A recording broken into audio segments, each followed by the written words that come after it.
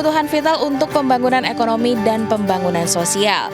Ketersediaan listrik yang cukup, efisien, dengan mutu yang baik dan harga yang terjangkau, serta andal, aman, dan akrab lingkungan merupakan unsur yang penting dalam menghasilkan barang dan jasa. Ketersediaan listrik untuk rumah tangga dengan harga yang terjangkau juga dapat mengubah dan meningkatkan taraf hidup rakyat. Saat ini pemerintah terus berusaha meningkatkan penyediaan akses listrik melalui pembangunan pembangkit, transmisi, dan distribusi tenaga listrik sampai ke daerah pedesaan. Salah satu program yang dicanangkan dari Kementerian ESDM adalah bantuan pasang baru listrik. Untuk mengetahui seperti apa program bantu pasang baru listrik ini, saksikan hanya di Speak After Lunch.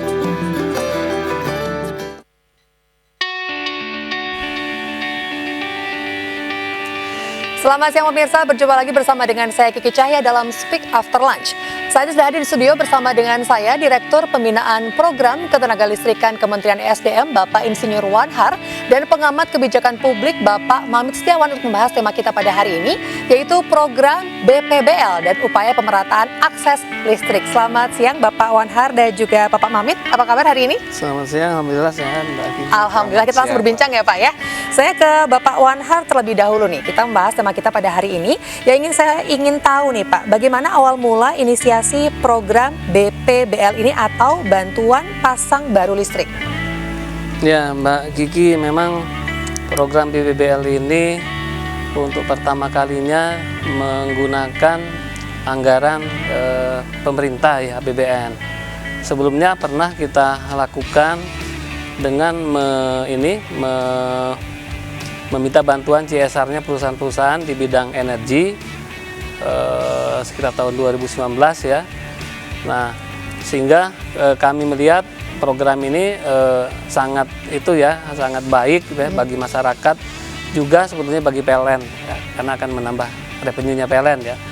Nah, sehingga pada tahun 2021 ya, atas dukungan dari Komisi 7 DPR RI, pemerintah mengajukan anggaran APBN untuk program bantuan pasang baru listrik untuk sebanyak 80.000 rumah tangga. Baik. Di 22 provinsi. Nah, hal ini memang sejalan dengan kebijakan pemerintah ya, dan target pemerintah untuk mencapai rasio elektrifikasi 100% ya kalau bisa di tahun 2024. Dan ini juga merupakan suatu kewajiban ya yang diamanahkan oleh Undang-Undang 30 tahun 2009 bahwa pemerintah dan pemerintah daerah itu menyediakan dana bagi masyarakat yang kurang mampu. Baik. Mungkin itu kira-kira latar belakang ininya, Lalu mulanya. untuk program ini sendiri berlangsung baru di tahun ini ya Pak? Betul, untuk yang dananya APBN baru tahun 2022. Baik, lalu untuk sasaran utamanya dan bagaimana sebarannya sendiri bisa diterangkan Pak kepada kami?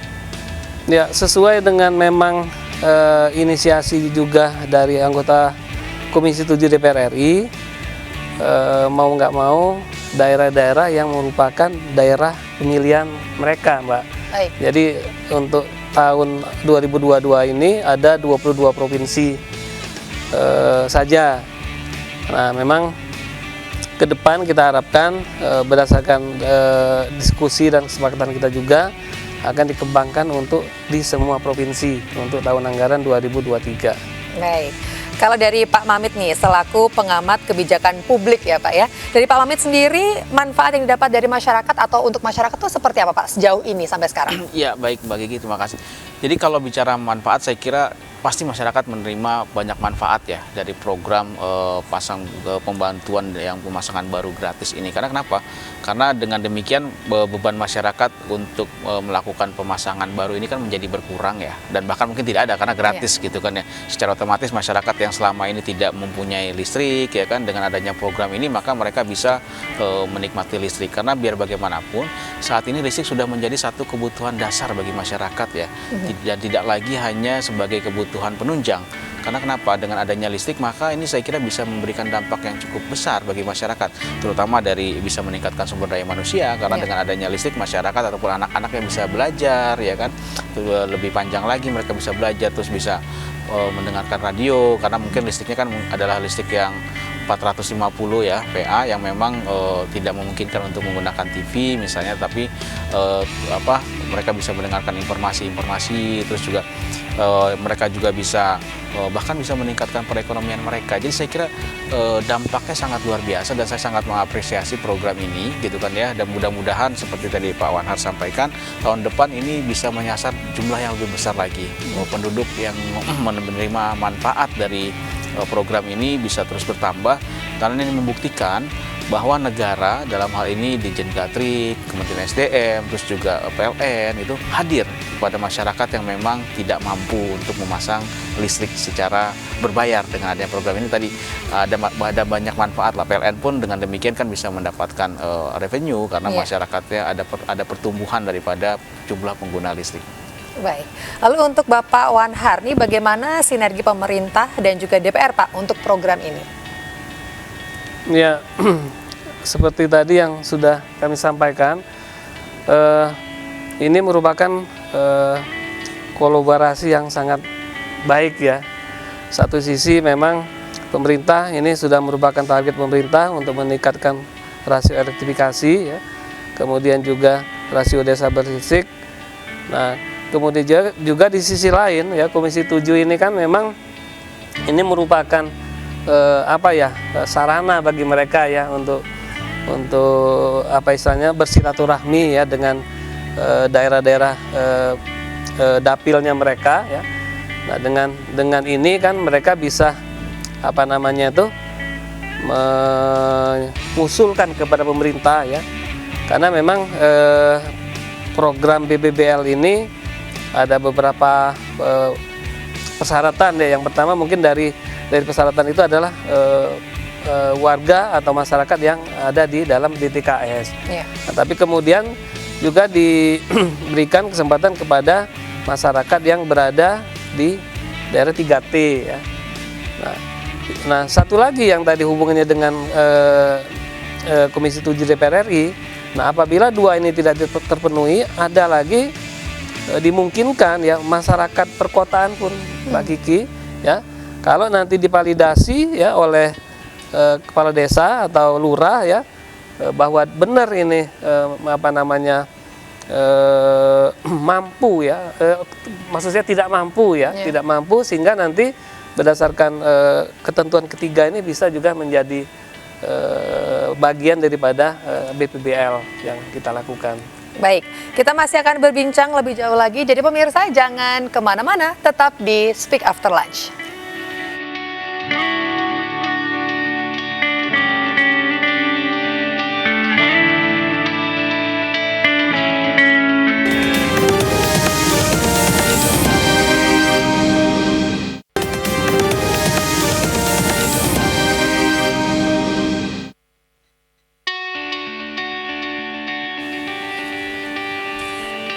Kembali lagi bersama dengan saya Kiki Cahya di Speak After Lunch. Kita masih membahas tema kita pada hari ini, yaitu program BPBL dan upaya pemerataan akses listrik bersama dengan Bapak Wanhar dan juga Bapak Mamit di sini ya. Nah, yang ingin saya tanyakan kepada Bapak Wanhar terlebih dahulu, ini Pak, bagaimana sinergi pemerintah dan juga DPR untuk program BPBL ini?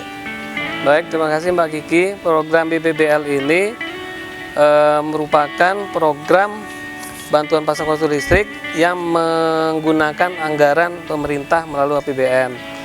Nah, jadi pada tahun 2021 pemerintah dan Komisi 7 DPR RI sepakat ya untuk menganggarkan program ini menggunakan APBN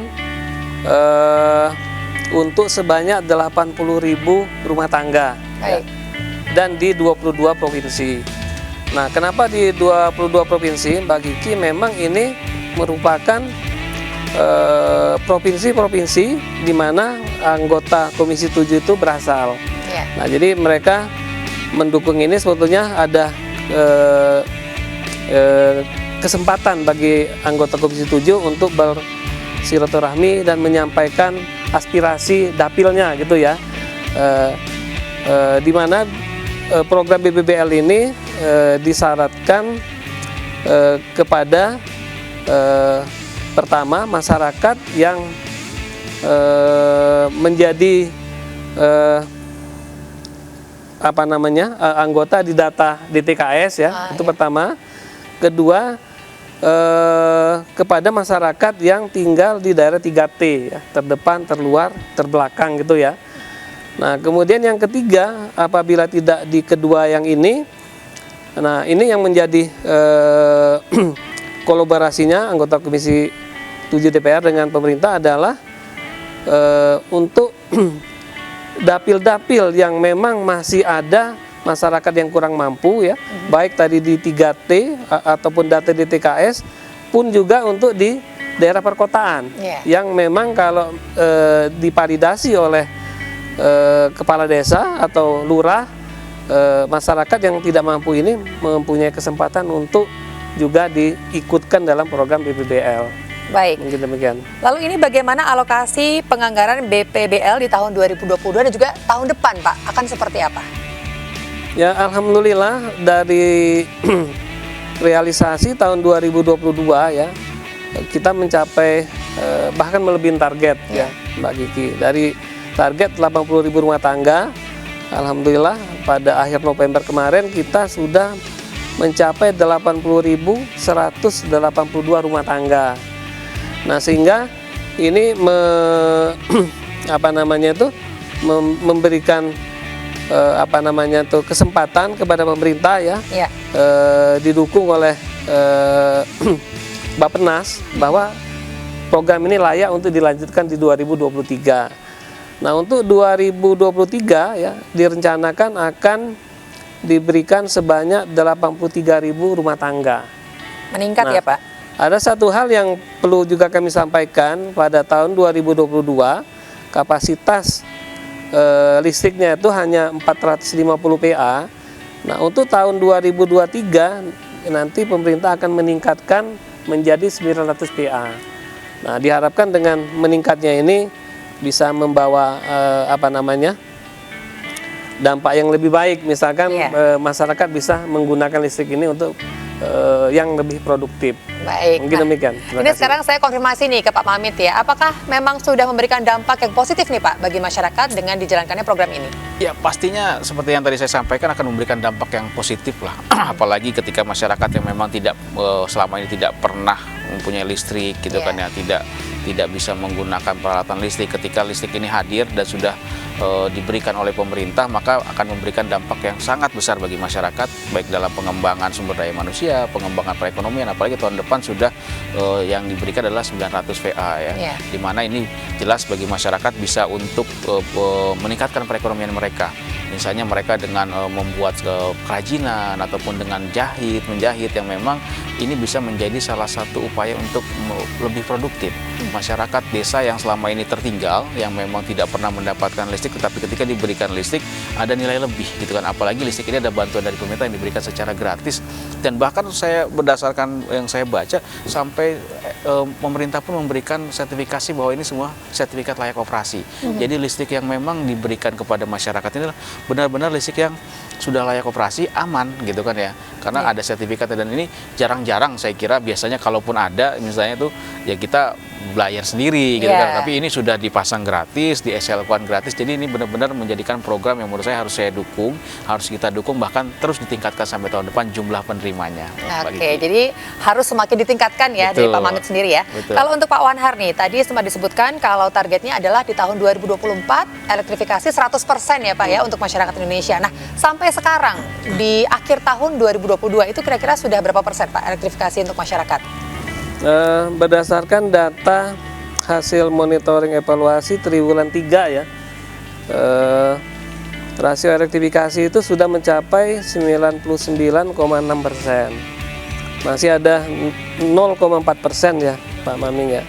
Tapi perlu kita catat ya bahwa 0,4% ini walaupun kecil, tapi tantangannya lebih besar lagi. Betul. Karena ini sisa-sisa ini kebanyakan berada di daerah-daerah yang challenging ya, di daerah perbukitan ya, di pulau-pulau kecil ya, atau di bahkan di pegunungan-pegunungan kecil gitu ya.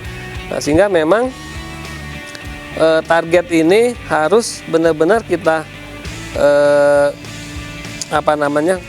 kolaborasikan ya, pemerintah, PLN, masyarakat pun termasuk nih Pak Maming ya sebagai pengamat energi ya, untuk agar bisa mendukung apa yang menjadi program pemerintah. Nah, kemudian juga sebetulnya dari 96,6% ini ya, perlu kami jelaskan juga bukan sepenuhnya listrik dari PLN. Masih ada beberapa persen ya, sekitar mungkin 3-4% itu dari itu tadi listriknya LTSHI ya, atau yang listrik non PLN. Baik. Mungkin demikian Mbak Kiki. Nanti kita akan membahas lebih lanjut. Saya ingin tanya ke Pak Mamit nanti ya Pak ya, mengenai apa saja yang perlu ditingkatkan dalam program ini. Jadi pemirsa jangan kemana-mana, tetap di Speak After Lunch.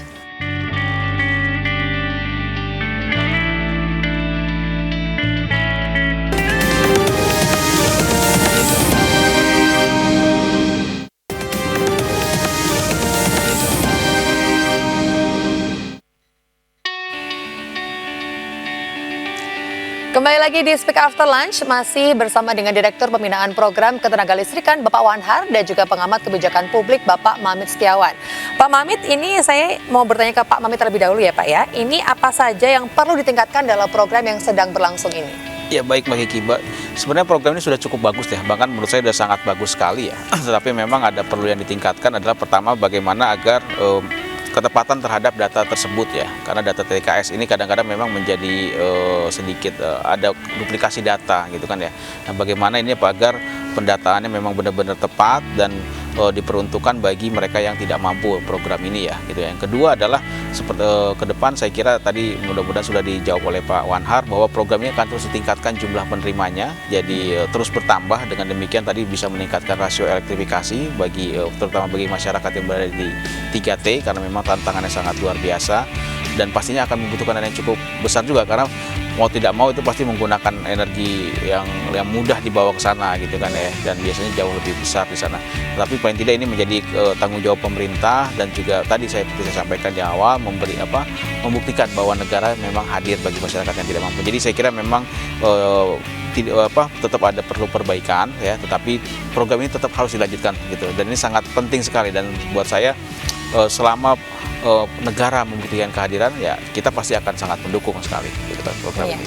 Untuk mengajar elektrifikasinya 100% ya Pak nanti di tahun 2024, amin. Betul, ya. Amin. Lalu yang ingin saya tahu nih Pak Wanhar, untuk masyarakat yang terbantu dalam program ini itu mendapatkan apa saja Pak?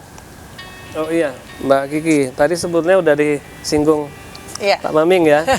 Jadi bagi masyarakat yang menerima program BPBL akan mendapatkan jaringan instalasi tentu saja ya, 3 titik lampu, 1 kotak-kotak.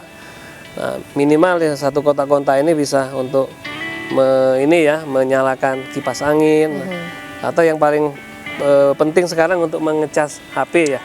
Iya, betul. Nah, kemudian instalasi ya, kemudian sertifikat operasi. Betul tadi Pak Maming menyampaikan bahwa listrik itu di samping bermanfaat juga berbahaya. Nah, program ini satu paket ya, juga sudah dilakukan pengecekan oleh lembaga inspeksi teknis dan disertifikasi, sehingga diharapkan menjamin keselamatan gitu kan. Produknya juga yang dipilih yang sudah ber-SNI. Nah, kemudian yang ketiga token, bagi token yang nggak banyak 20.000, tapi paling tidak bisa menyalakan untuk tahap awal. Nah, namun pemerintah juga berharap ke depannya setiap bulan masyarakat harus membayar gitu ya. Nah, gimana caranya biar nggak berat? Pakailah listrik sesuai dengan keperluan ya, sehingga nanti tidak berat dalam membayar bulanannya gitu. Iya. Mbak Kiki, mungkin demikian Mbak Kiki. Baik, lalu untuk kendala-kendala Pak yang dihadapi di lapangan dalam meningkatkan akses listrik untuk masyarakat itu apa saja Pak? Ya, jadi memang sekarang kan sudah tren global itu kita akan bertransisi ya dari energi yang fosil ya namanya ke yang energi yang EBT. Iya. Nah, ini juga ada hubungannya dengan program BPBL ini ya, juga mengejar rasio elektrifikasi ini. pemerintah juga memprioritaskan kita menggunakan energi baru terbarukan.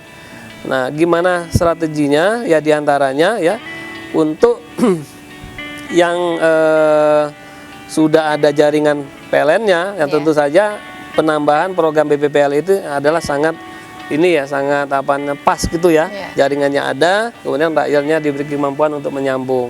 Kemudian kalau tidak ada jaringan PLN-nya, kemudian akan dibangun semacam PLTS komunal, Pak Miming. Jadi nanti masyarakat yang tinggalnya cukup berkumpul, nanti akan dibangun jaringan yang sederhana gitu ya, jaringan sederhana yang upgrade istilahnya dari PLN, kemudian dibangun PLTS komunal. Nah, dengan PLTS inilah disalurkan listrik bagi masyarakat. Nah, yang ketiga, apabila masyarakatnya ini tersebar ya, scatter ya, Pak Maming, jadi yang dilakukan adalah khusus untuk Papua juga, Pak Maming, kita melakukan dengan program ABDAL ya. ABDAL ini semacam baterai ya, baterai yang nanti akan dicas ya, nanti akan dibangun pembangkit EBT ya, nanti yang akan dipakai untuk mengecas ABDAL ini, baterai ini. Nah, kemudian masing-masing masyarakat yang rumahnya tersebar ini akan membawa baterai kosongnya ya, nanti dicas lagi di pembangkit EBT ini. Kemudian baterai yang penuh diambil ya, disuap saja, suap baterai, kemudian dibawa pulang. Nah, tentu saja di rumahnya Pak Maming sudah dibangun, dipasang instalasi listrik yang sederhana seperti tadi. Nah, sehingga dengan strategi ini ya, yang tadinya berserakan ya, mohon maaf tidak menyatu, kita scatter bisa lebih optimal kita memberikan listrik. Baik. Mungkin demikian Pak Gigi. Kalau dari Pak Mamit sendiri Pak, ini pandangan Bapak mengenai energi baru terbarukan seperti apa? Iya, saya kira memang trennya sudah mengarah ke sana Mbak Kiki ya. Tadi sudah disampaikan oleh Pak Wanhar bahwa program ini pun akan menyesuaikan dengan apa yang ditargetkan oleh pemerintah untuk mengejar yang namanya target bauran energi. Ketika ada program dengan menggunakan PLTS, saya kira ini salah satu langkah yang sangat positif. Bahkan PLTS-nya juga nanti dengan upgrade gitu kan ya. Ke depan mungkin bisa juga melihat potensi wilayah tersebut, misalnya apakah nanti dengan mini ataupun micro hydro sebagai salah satu upaya untuk menyalurkan jalur listrik gitu kan ya, atau dengan potensi yang lain yang memang bisa dioptimalkan. Misalnya di daerah tersebut adalah ada perkumpulan masyarakat yang memang beternak sapi misalnya. Nah, ini kan bisa dioptimalkan mungkin dengan biomasnya mereka gitu kan, atau biogasnya mereka, sehingga bisa memberikan listrik bagi rumah tangga sendiri. Jadi saya kira energi terbarukan pun saya kira tetap bisa bersinergi biar bagaimanapun, karena saat ini memang tuntutan sudah menuju ke arah sana, Mbak. Baik. Terima kasih Pak Mamit, terima kasih Pak Wanhar untuk waktunya sudah hadir di sini ya, dan juga menjelaskan tema kita pada siang hari ini. Dan akhirnya pemirsa, kita harus pamit. Saya Kisha Payment, selamat siang dan sampai jumpa.